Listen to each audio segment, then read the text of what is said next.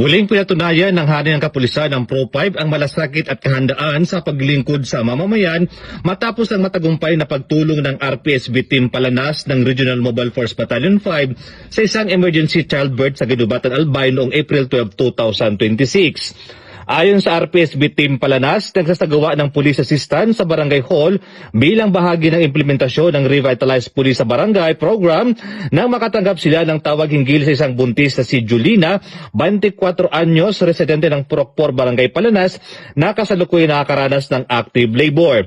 Agad namang rumesponde ang mga tauhan ng pulisya katuwang ang duty barangay health worker upang magbigay ng agarang tulong.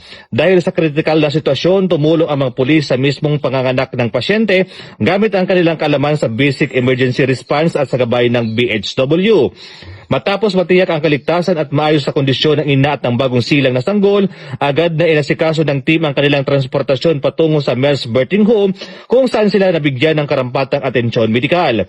Ang insidenteng ito ay sumasailalim sa patuloy na pagpapatupad ng PNP Good Deeds na nagbibigay diin sa malasakit, kahandaan at aktibong pagkipag-ugnayan sa komunidad.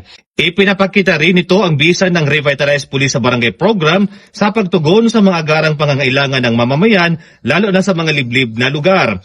Ang matagumpay na operasyong ito ay patunay ng tunay na diwa ng serbisyong pulisya, isang institusyong handang umagapay at maglingkod sa mamamayan sa oras ng pangangailangan alinsunod sa layunin ng bagong PNP para sa bagong Pilipinas, serbisyong mabilis, tapat at nararamdaman.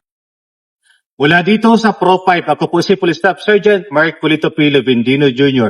Nag-uulat para sa Police News Network at ito po ang bagong PNP para sa bagong Pilipinas, serbisyong mabilis, tapat at nararamdaman.